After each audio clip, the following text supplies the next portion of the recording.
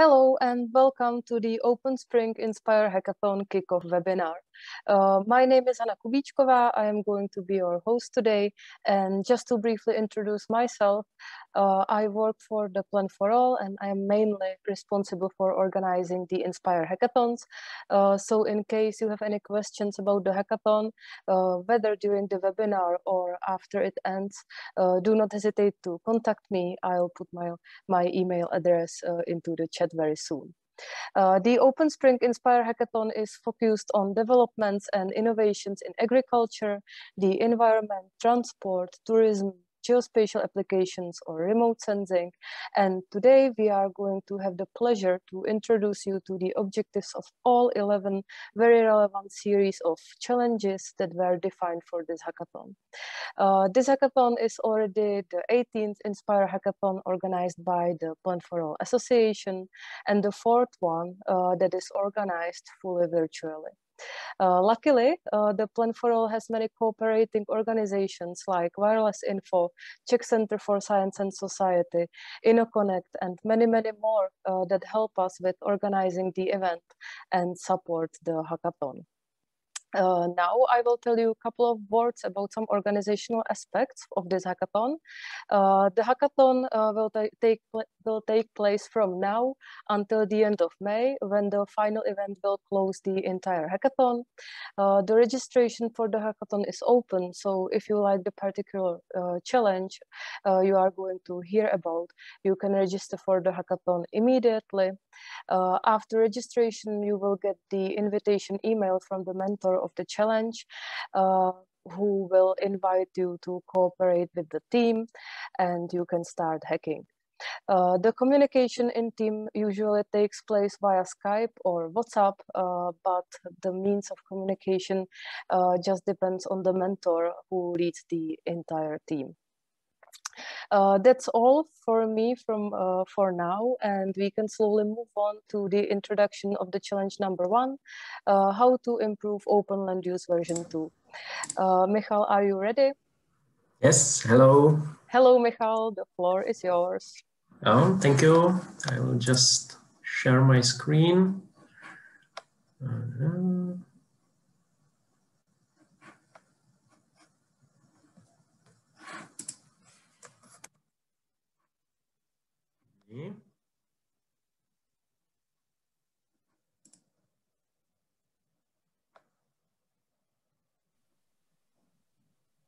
I hope you have rights for sharing the screen. Yes, but just some problematic. I hope it will be okay now. Yeah, it works now. It works. Great, thank you. So I would like to introduce challenge number 1.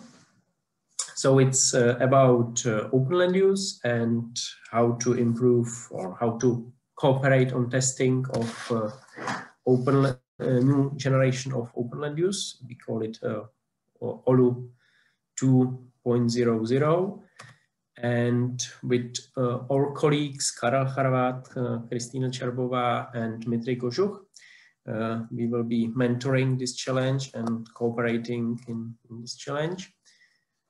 So open land use itself is an open, seamless, harmonized vector dataset. We are trying to integrate land use and land cover information in combination with other thematic data sets, and trying to integrate all this information in the most detailed reference geometry that is available in particular region or particular area. That's the general description, and the new generation OLU 2 is the first release of this new or updated open land use data model. We were last year working on design and development of this new data model, so design from scratch.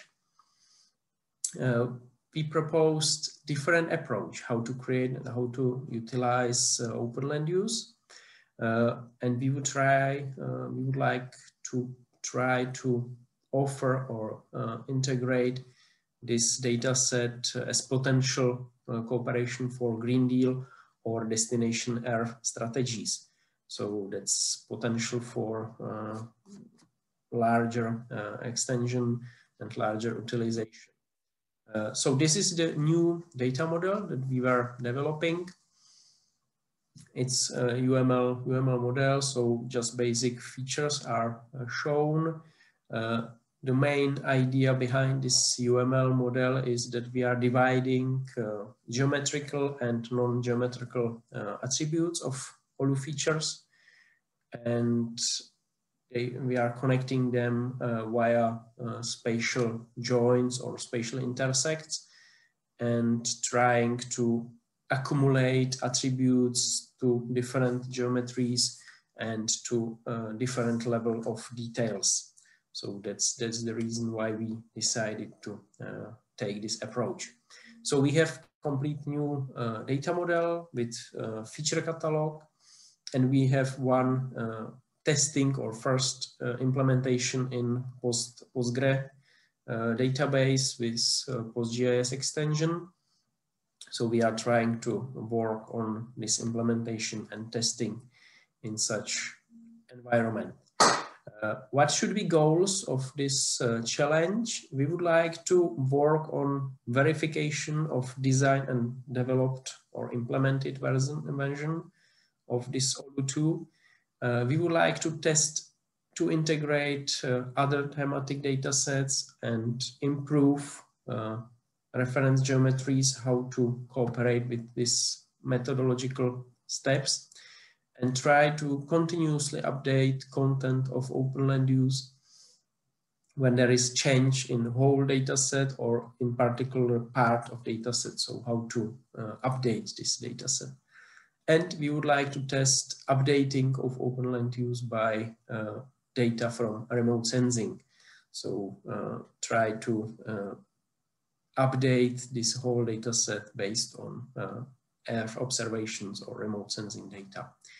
So that's from scratch. And that's all from my side at this moment. So here is contacts for me and my colleague Kristina Červová. If you would like to join, just register to our challenge. Thank you. Thank you, Michal, for introduction of challenge dedicated to open land use. Now I will ask Ota to introduce the challenge dedicated to regional attractiveness. Ota, the floor is yours. Okay, thank you. Good afternoon, everybody. I start sharing the screen. Yeah. I hope you can see my presentation. So the challenge 2 is focused on regional attractiveness and is mentored by myself and by Karel Charvat.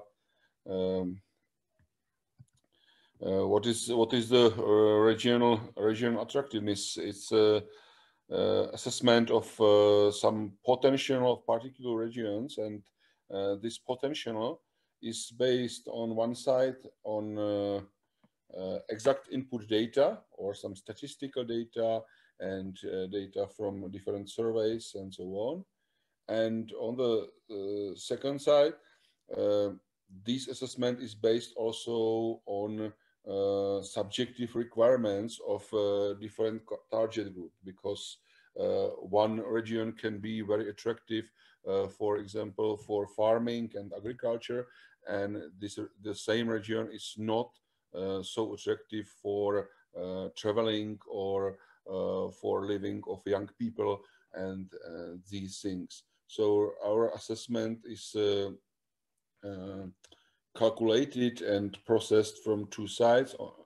In the input there are some exact data, but we need to adjust output for particular target groups.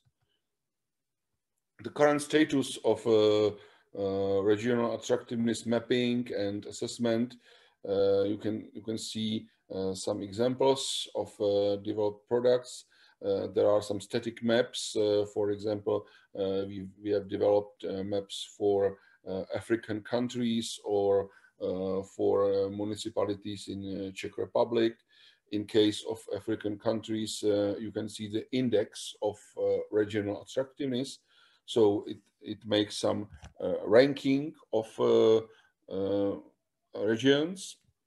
In case of Czech Republic, you can see clusters. So we have developed some homogeneous regions with the same or similar attractiveness. We have not only static maps, but also interactive application.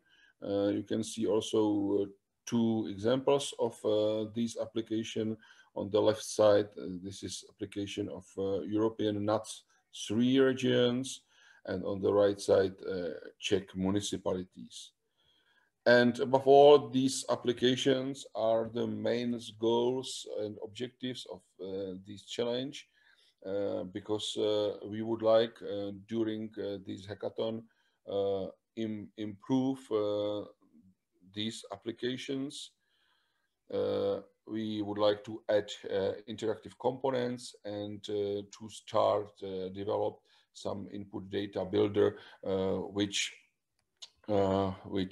enable to select different input data sets or subjective needs of each user.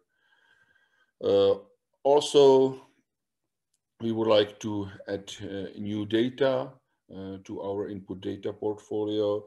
We would like to improve the tagging system and categorization and classification of these input data. We want to play with calculation of clusters and index. And last but not least is also some changes in visualizations. This set includes maybe not goals and objectives, but some ideas for this challenge and for this hackathon, because the first part of our work will be focused on some brainstorming, and we would like to establish and to finalize the goals and objectives based on people participating in our challenge. The other phases of the hackathon are similar to other challenges, so some short agile cycles or short sprints, development, testing, feedback, and some final report at the end. This is a short introduction of both mentors. As I mentioned, my name is Sotakar Cherba, and I am focused on data modeling or spatial data modeling and spatial data visualization. I'm working at the University of West Bohemia and also in Plan for All. And I think that everybody knows Mr. Karel Charvat, which is project manager of Plan for All and the famous person of European or global spatial data market and spatial data application market. Some links for you. If you want to register to hackathon, not to all challenges, I would like if you will register to our challenge. Please use this link to registration, and you can also visit the Challenge 2 shared space. There are only 2 documents, this presentation and some opening document with the description of challenge. And thank you for your attention. And I'm looking forward to cooperation with you in our challenge. Thank you. Thank you, Ota, for a very nice introduction to the Regional Attractiveness Challenge. And thank you also for sharing the QR codes for the workspace. And the next one goes Amit Kirschenbaum. If I'm not mistaken, Amit, are you here? I am here, yes, thank you. Hello, Amit. Hello, I will share my screen.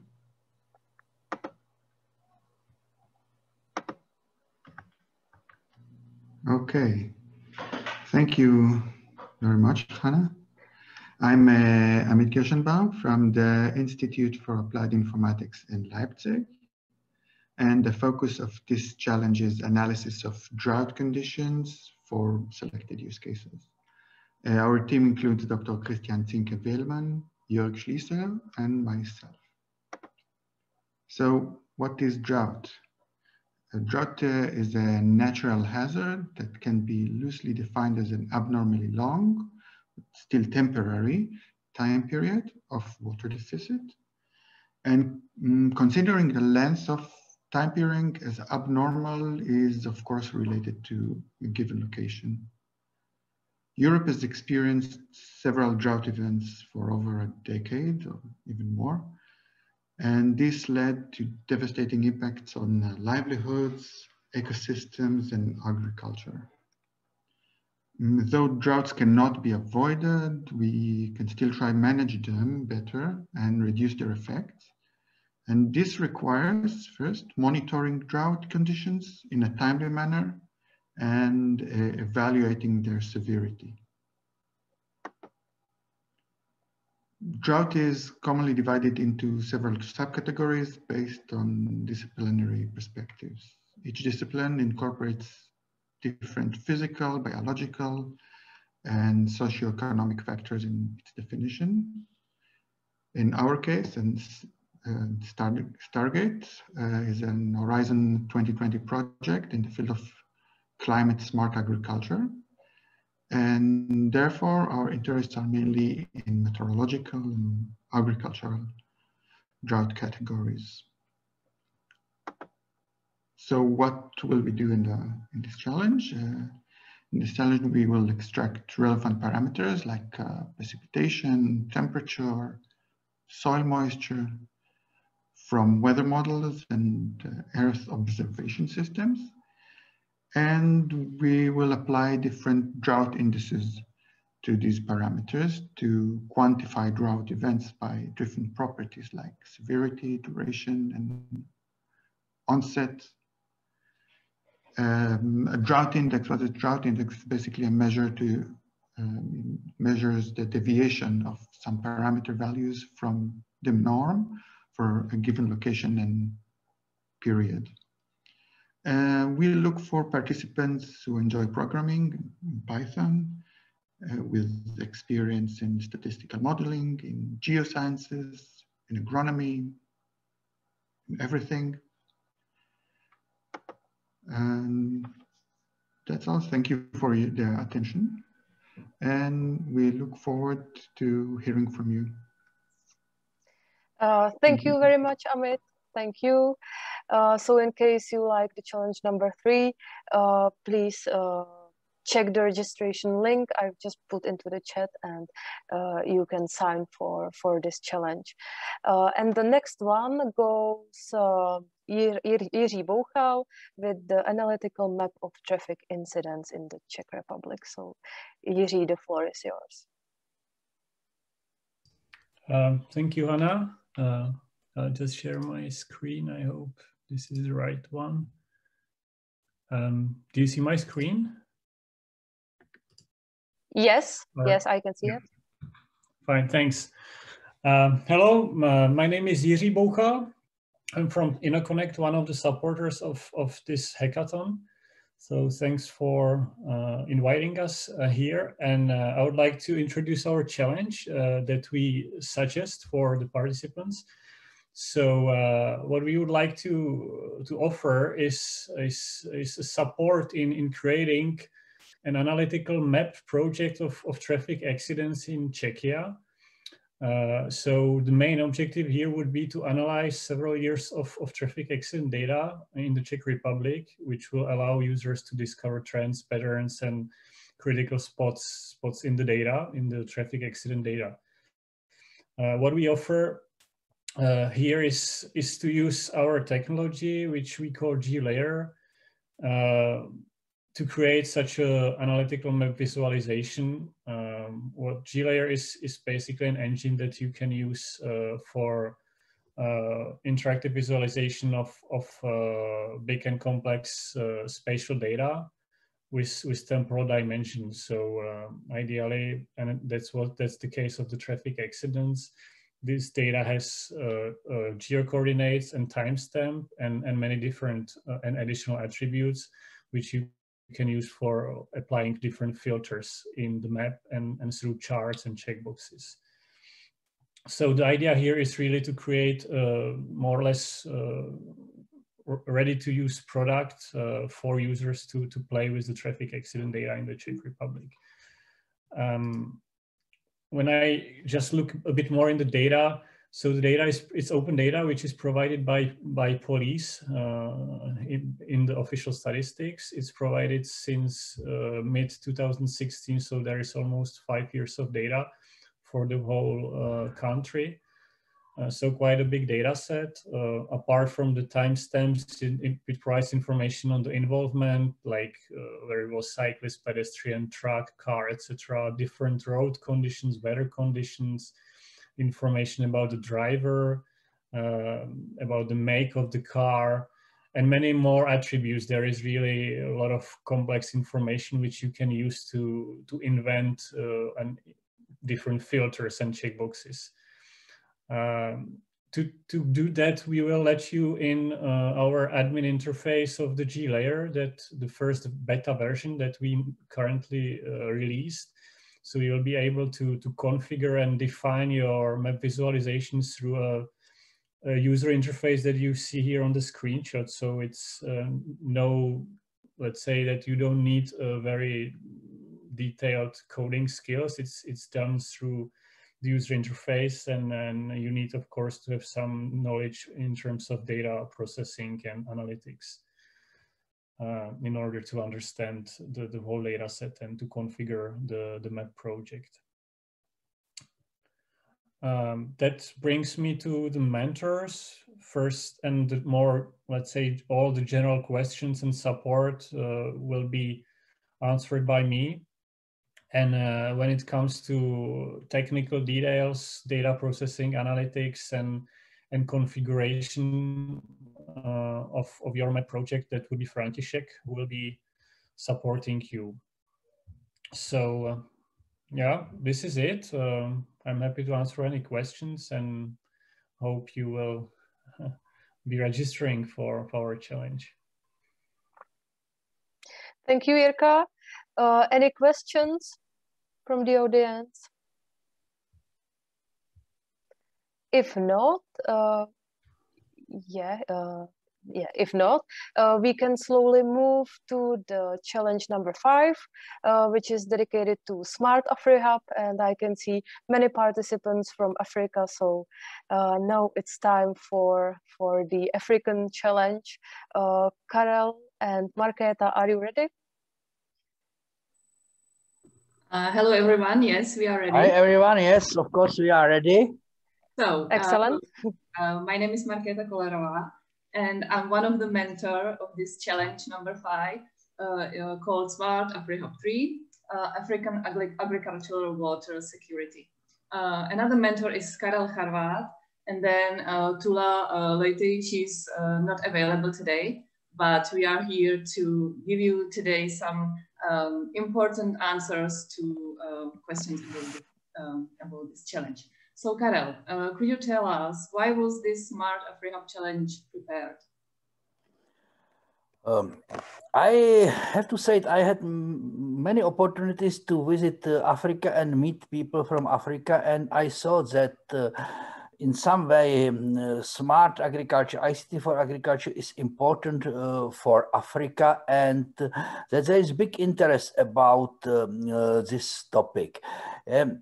There is necessary to start with new technology, thinking about a new solution, but also in some way not repeat in agriculture some mistake which we done in the Europe, because Africa need agriculture which will be able to guarantee producing enough food, but on other side it is necessary to protect environment and other things, and there is necessary mainly to wake up the community in Africa, yes, because this I see as key, that the most of activity will be done by African people, not by external people from any part of the world.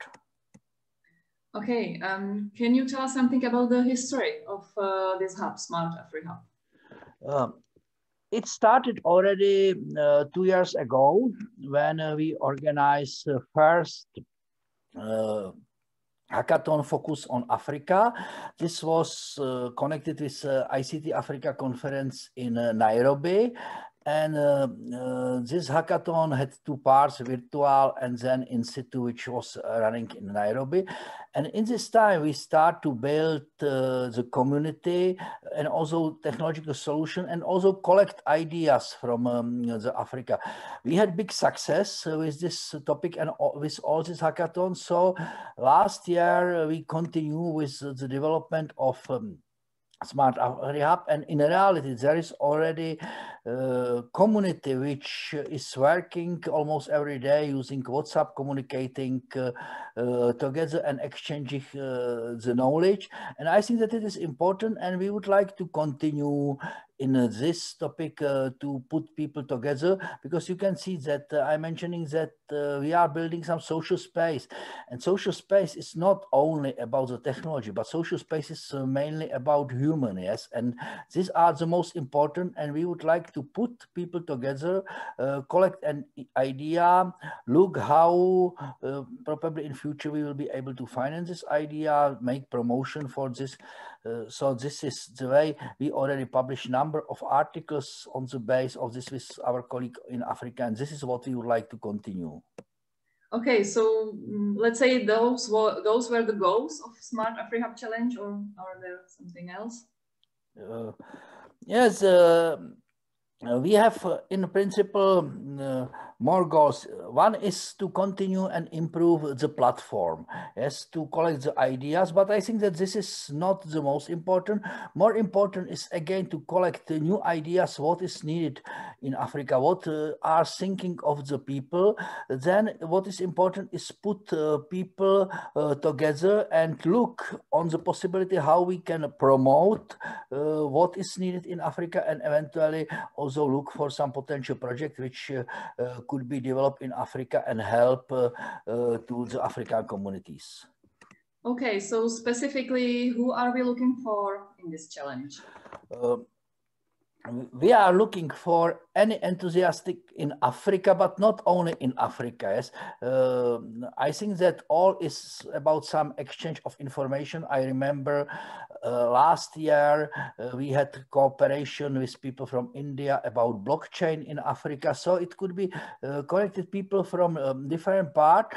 The African people are most important, but anybody who is interested in Africa, who is working in Africa, and who would like to promote the solution, share the ideas with the people, and provided some exchange of information and cooperation, is invited to become part of our team.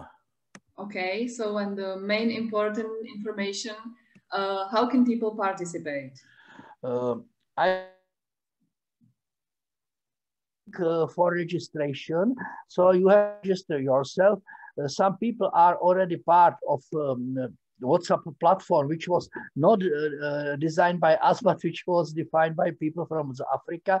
So when you will be registered, Marketa will contact you, will send you all link to all spaces to WhatsApp, and then we will try to develop our challenge in the common cooperation as the common ideas, not something where is defined, we have to do this and this, but it is depending on the ideas of all people in the team. Okay, so thank you, and we are looking forward to cooperate with anybody who wants to join us. Thank you. Thank you, Marketa and Carol, for this very nice way of introduction of your challenge. And the next one goes Runar. Runar, are you ready to introduce Whiteboard Challenge number 7?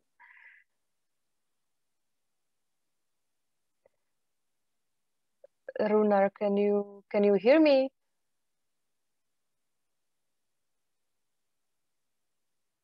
Yeah. This mic. Okay.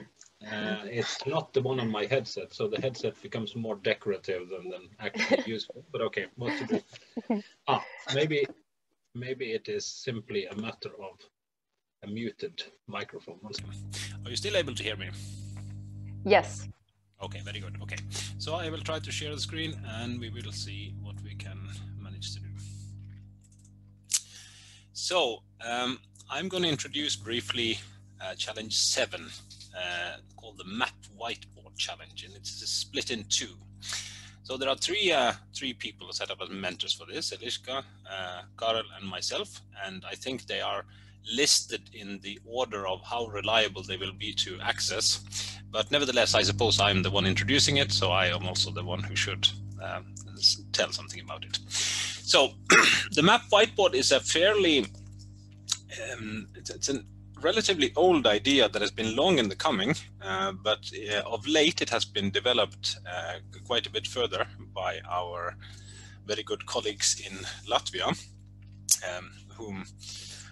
of whom Raitis and Dailis should be given the prime credit. It's a technology that allows people to work in the same map, very much the same way that people presently work in the same document in Google Docs or Office 365 or all these online collaborative suites.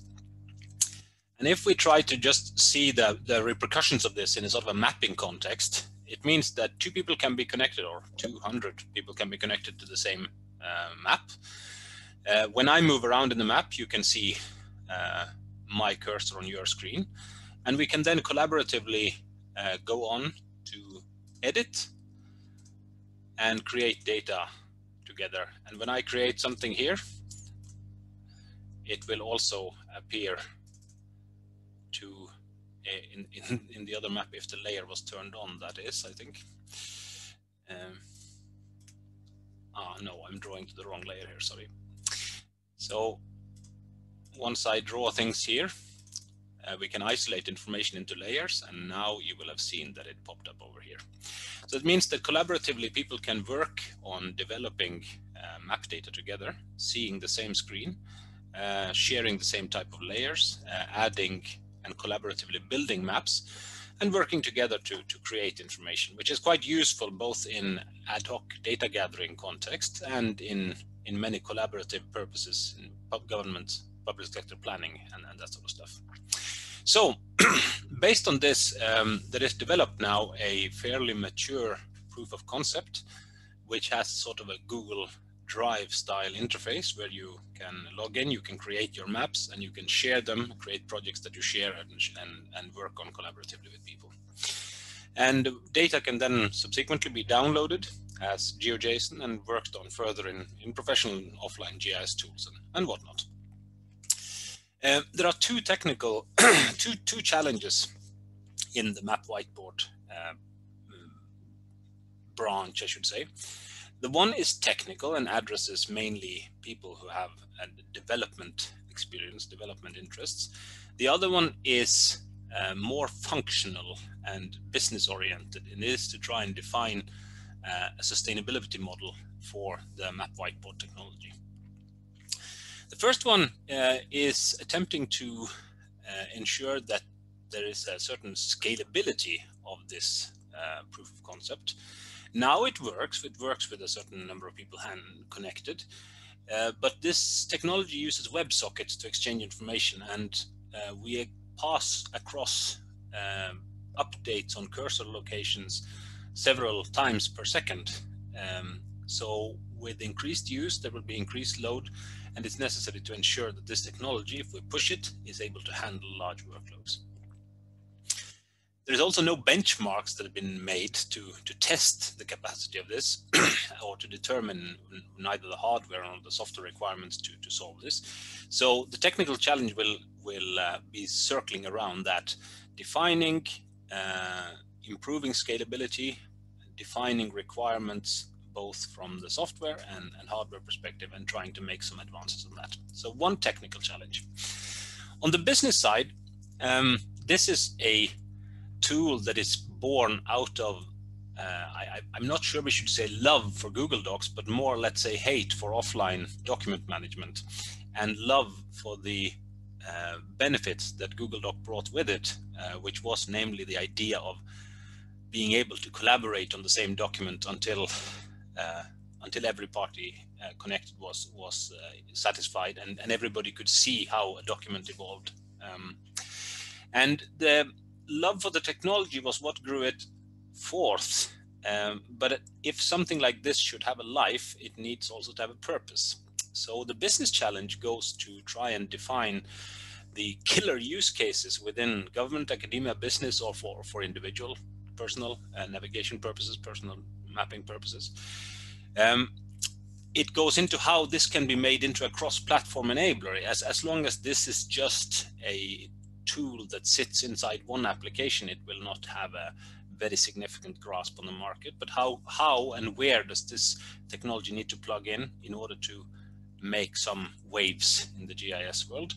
And how can it then be offered as a service? How should it be licensed? Should it be something that people can download and host themselves, or should it be run decentralized? So a lot of business challenges. So this is a softer challenge for people who are interested in discussing future opportunities and functional aspects, whereas the former is more of a technical challenge for people who like to dig into technology and play with WebSockets and high volume data transfer, not high volume, high frequency data transfer. If there's any one of you who should like to join this, you may contact me or you may register.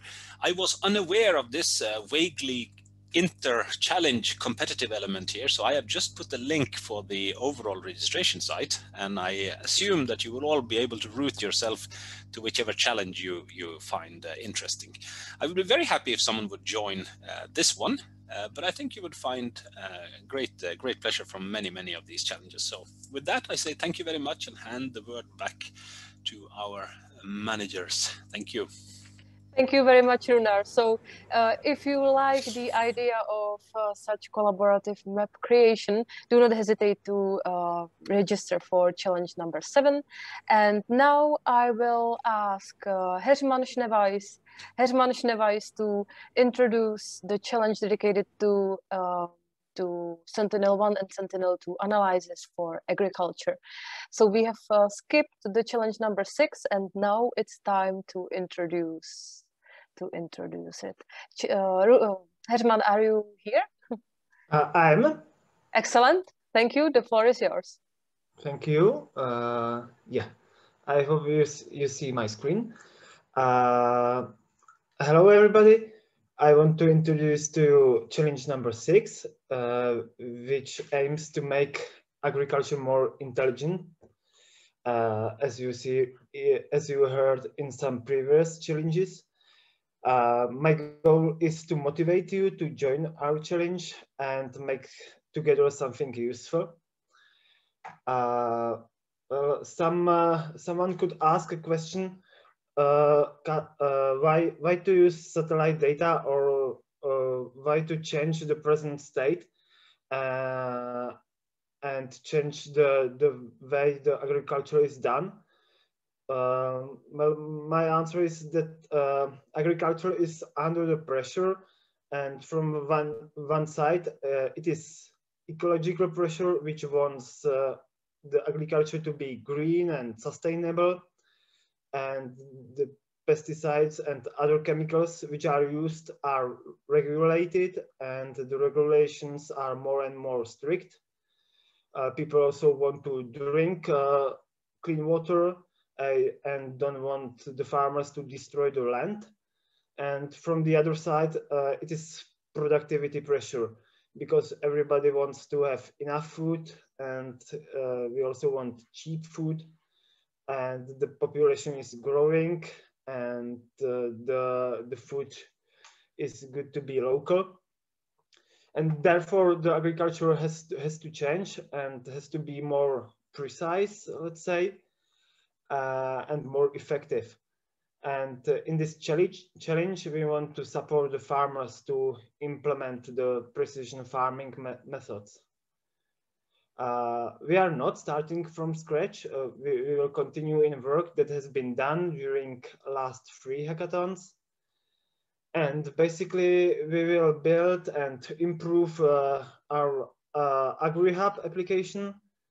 On AgriHub, I like that it is a very short way from analysis on your computer to publishing it publicly. And on the application, we already have some analysis, and some of them we have some ideas how to improve. Some of them should be removed probably.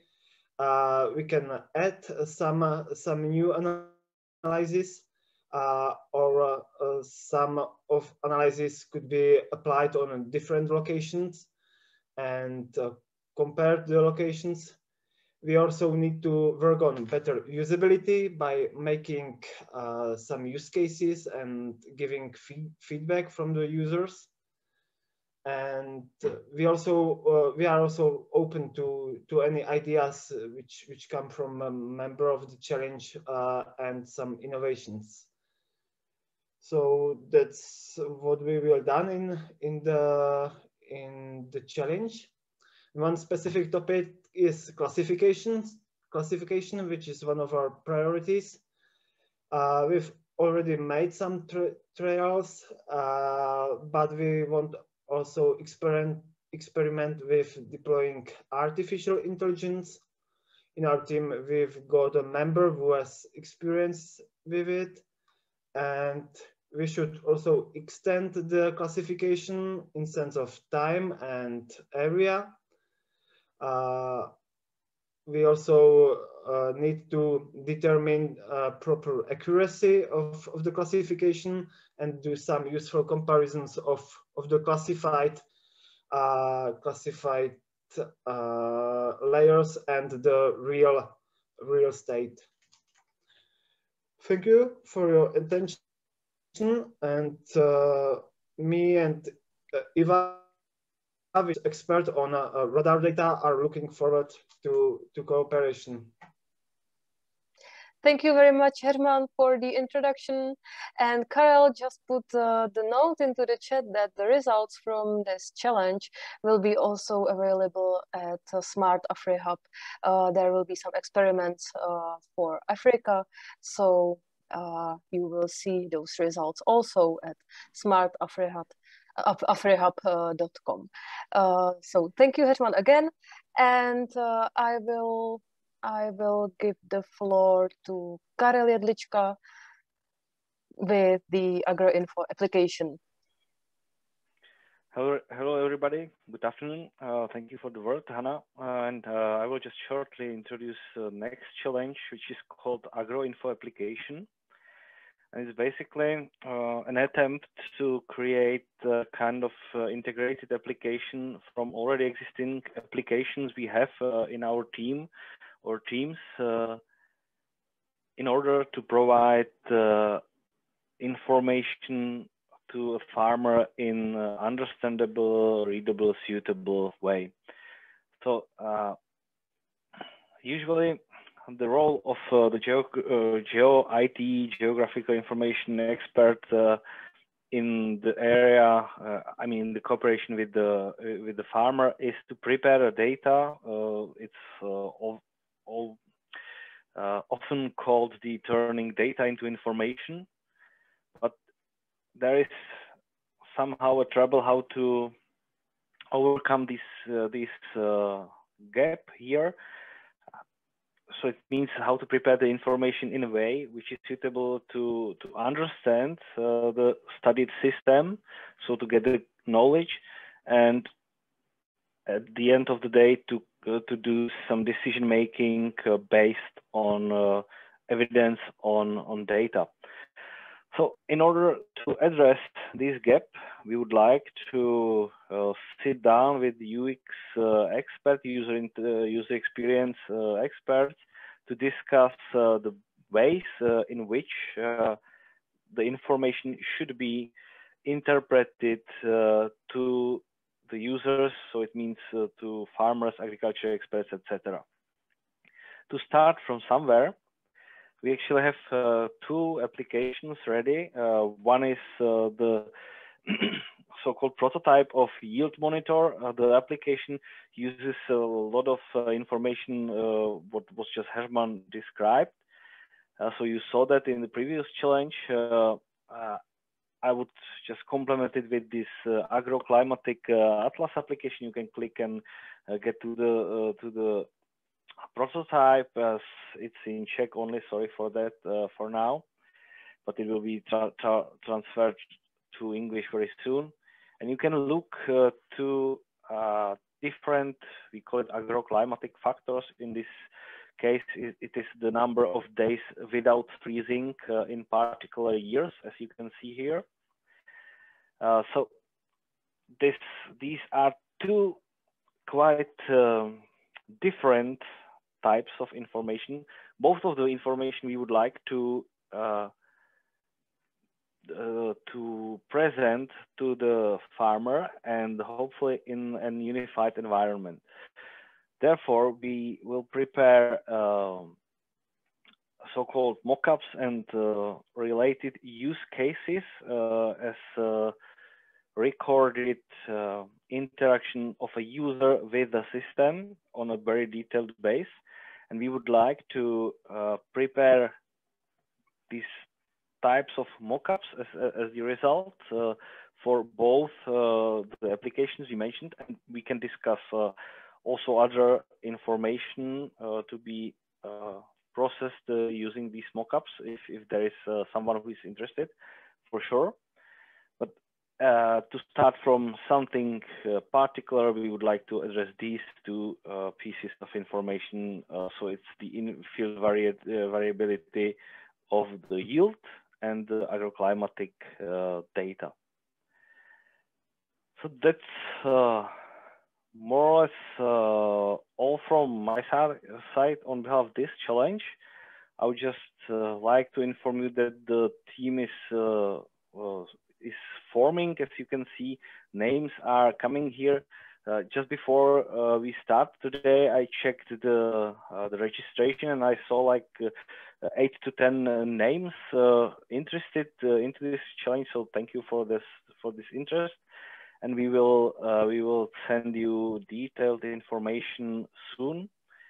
I would just like to mention that we will probably close the registration for the challenge like in 2 weeks, because then we really need to start work, and it's not efficient in the project we plan to have the registration open at the very end. So if you are interested, please do the registration as soon as possible.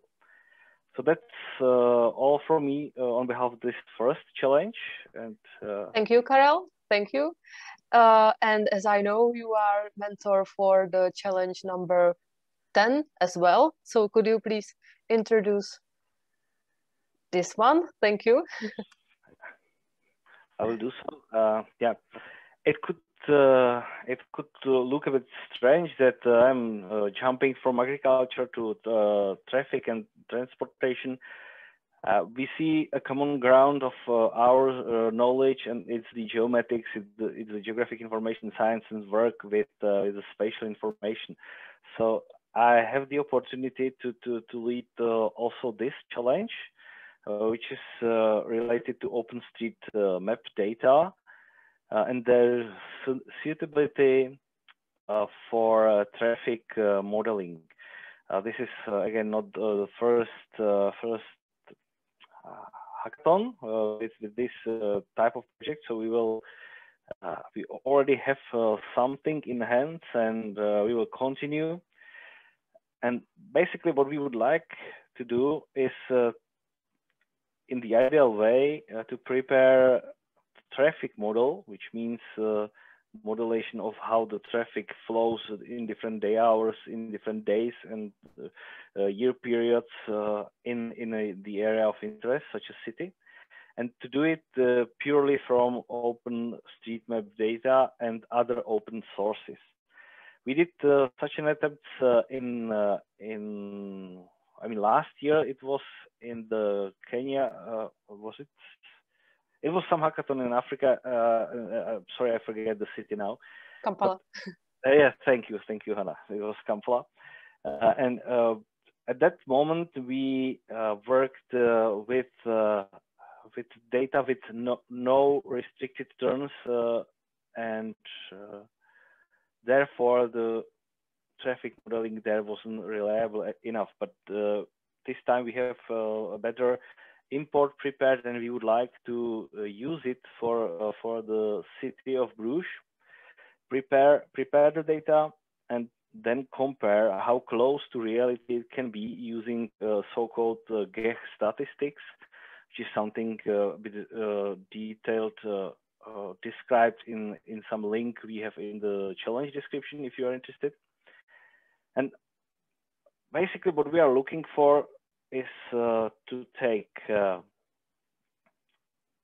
places from which the traffic starts, to identify the from and to traffic to each of these places, then to discuss which type of the traffic is individual by car or by cyclist or pedestrian, or if it's done by public transportation, then to create the network with the shortest path in the matter of time for each particular trip from this OD matrix. And then what's very important step is the calibration of the data by some real measurements. So we are looking for the data which we can use for calibration, or for the GEH statistics to produce the traffic model. So if, as I mentioned, we want to do it for the city of Bruges, just to demonstrate what we have in mind, I will, oops, it's not working now, but it was working in the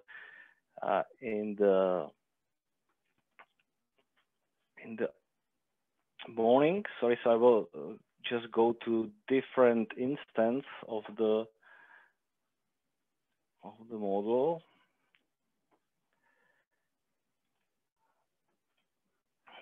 So just if I have like two more minutes, I will show how the application actually looks like.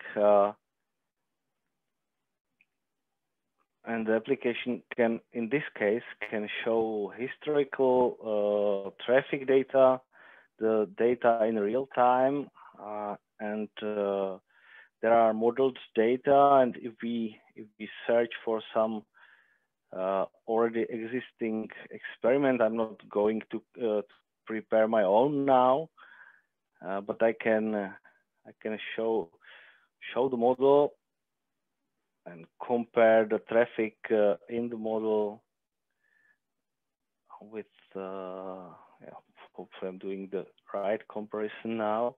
Yeah, so you can see the differences in traffic when there are some road closures taking place, comparing to the situation where there is no hindrance in the network. If I come back to conclude, if you're interested to read more, you can click here to open the the traffic modeler page, trafficmodeler.com. And if you are really interested, you can listen to our hour-long webinar related to this technology, so you can join our team then. Again, there is a team already forming, so you can see those names involved, and you can be next, so you're invited. yeah, that's all from my side, I think. Thank you very much, Karel. Thank you. And I can see a very live discussion in the chat. And also Akan has already joined us. So hello, Akan. Nice to hear you. Nice to see you here. And the next one goes Petr Uhlíř with AgriHub for Slovakia. So thank you, Hannah. My name is Petr Uhlíř. I'm from Wireless Info, and I will say you a few words about this challenge number 9. I will share my screen. So the challenge number 9, AgriHub Slovakia. Myself and Hanna Kubičková and Radoslav Delina, we are the mentors for this challenge. At the start, maybe I would say a few words about what's the Digital Innovation Hub. I would define a Digital Innovation Hub as a co-working space where common users, technologists, scientists, hackers, web developers share their ideas and transform them into real values. For this transformation, they use a platform, I mean a set of collaborative tools and applications which can accelerate their development and promotion. Our vision is that the Digital Innovation Hub should become a community portal and should aggregate information into a knowledge basement. The aim of this challenge is to build a Slovak agriculture innovation hub. The goal will be achieved in cooperation with colleagues and partners from Plan for All, Wireless Info, Slovak University of Agriculture in Nitra, Kajo Services, and the Technical University in Košice, and also with you if you are interested in this challenge. Currently, we are running 4 different digital innovation hubs in the EU, and also one in Africa, Nairobi. I guess that Karel was talking about in Challenge 5. You can join them, and you can participate on this challenge also. Hubs are running on our platform based on a live array, and was developed with the first hub, AgriHub.cz. It was our pilot project. The purpose of the creation of Slovak Digital Innovation Hub is to design and develop an intelligent innovation center for agriculture. The platform is designed to create connections between people, companies, universities, and other entities with the knowledge and technology that will help realize innovation projects and ideas. One principle is to connect common users, in our case, farmers and SMEs, with developers and researchers. The second principle is to integrate new applications where users, developers, and researchers can collaborate, create, and test new solutions and experiments. And the last one principle is to make open data available in the Slovak Republic.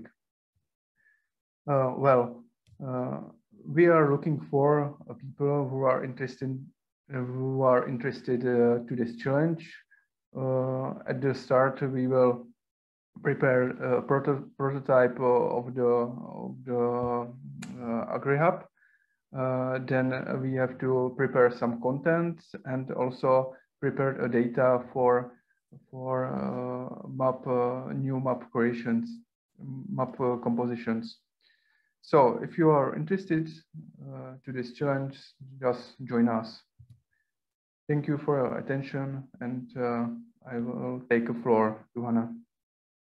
Thank you, Petr, for the introduction of the challenge dedicated to AgriHub for Slovakia. So, in case you are interested in this challenge, do not hesitate to register, and I will immediately contact you to join you to invite you into our team, and we will start creating the hub. So thank you very much, Peter. And the last one goes Jan Matsura with the Smart Points of Interest Challenge. So Honza, the floor is yours.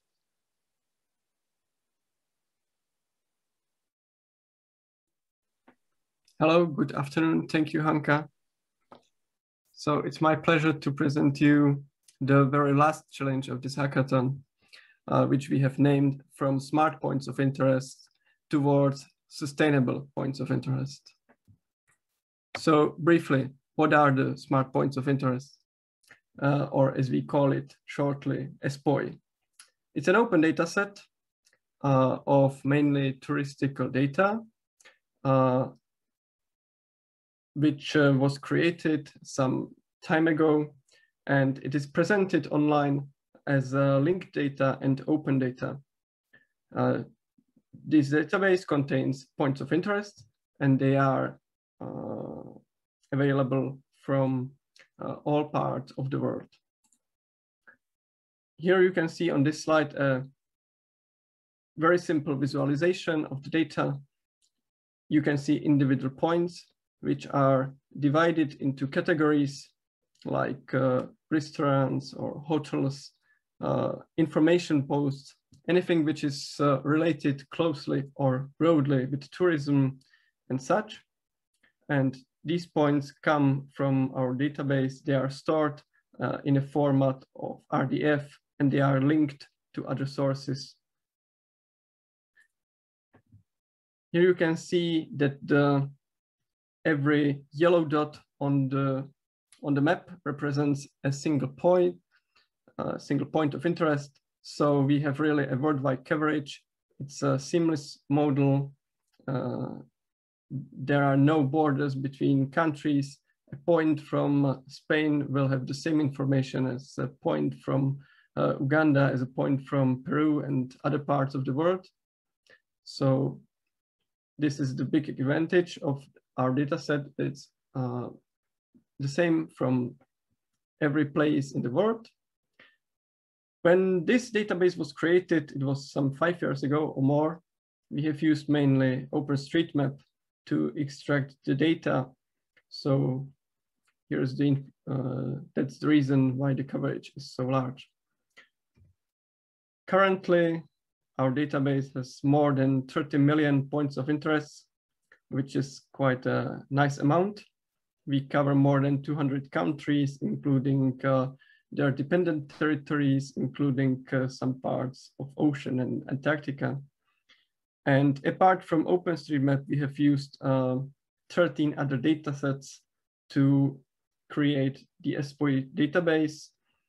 These were both global data sets like geonames or natural earth, but also regional and local sources which only cover a certain region of the earth.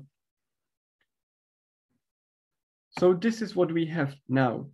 And what is the challenge about what we need to do with this database? Well, at first, we need to update it because it was created already some time ago. And even without the word pandemic, the data gets obsolete and they lose the actuality. Now, even with the worldwide pandemic, this has been really more evident. So we need to update the database, update the information, and keep up to date. Then we have to assure a quality of our data. We know there are some errors, some mistakes in our data set. We know that we sometimes create duplicates where we shouldn't. We know that there might be wrong points randomly. So we need to assure that our data are precise and are really usable. Then we need to enrich the database. We need more information, not in the term of points, not only in terms of more points, but mainly to give more information to each point to really provide smart points of interest, which will have a lot of information about them, then we need to use it.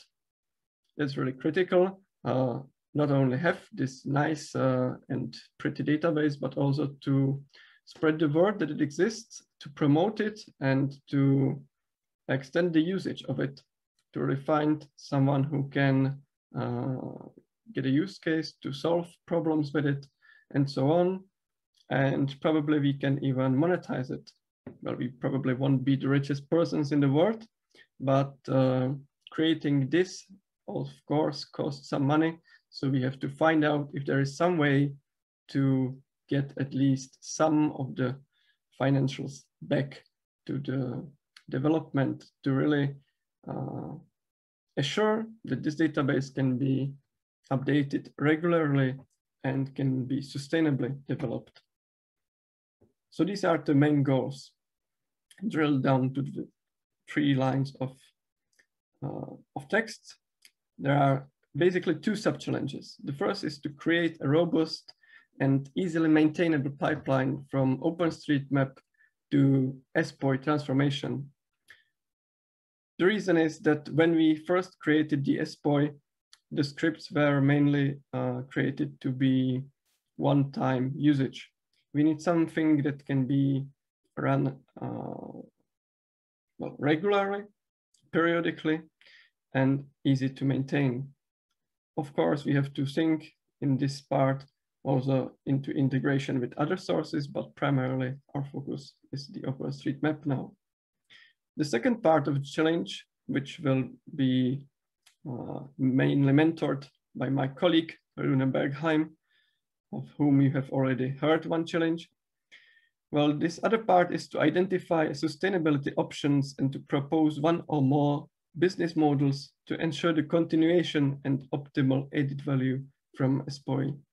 So this is about how to move things forward, how to promote it, how to use it, and find other teams and projects to integrate the SPOI. So we have really a first challenge, very technical one, which I'm the main mentor, and the other less technical one to other folks to join. So who we are looking for? Of course, we are looking for exactly you. If you find yourself in one of those categories, programmer, semantic data expert, open data expert, other interface expert, because we also want to update our visualization, our map client. We are looking for business analysts, PR strategists. So basically, anyone with any expertise can join us. We will be very glad to work with you. And this is the current team standing behind the SPOI. It's me from Wireless Info. It's Mr. Ota Cherba from the University of West Bohemia. It's Mr. Raul Palma from the Poznan Supercomputing and Networking Center. And it's Rune Bergheim from Asplanwerk, and many, many more, which I am not calling here by name, but a lot of people have been really important during the initial parts. So we hope you will be the another one who will join us and help us make this really a great product. Here are some contact details, and this is in brief everything from my side. Back to Hanka. Thank you for your attention. Thank you very much, Honza, for the introduction to the objectives of the very last challenge of the INSPIRE Hackathon. One last thing I would like to mention, and I don't want to forget, is that the INSPIRE Hackathon is not the event, it's a process. As you could see, the majority of the challenges are built upon the results of the previous INSPIRE hackathons or the projects. So if you would like to move forward these results in this hackathon, you are cordially invited. And I am now giving a floor to you. If you have any questions, you can ask right now. You can use also a chat. And if not, I would like to thank you all for the challenge introduction and for your participation. And we are looking forward to meet you in the hackathon. So thank you very much and have a nice rest of the day. Bye-bye. Thanks, bye. Bye. Thanks, bye. And bye, see you in the next 2 months, yes? Yes, yes. See you in the next 2 months. Bye-bye. Bye. Thank you very much.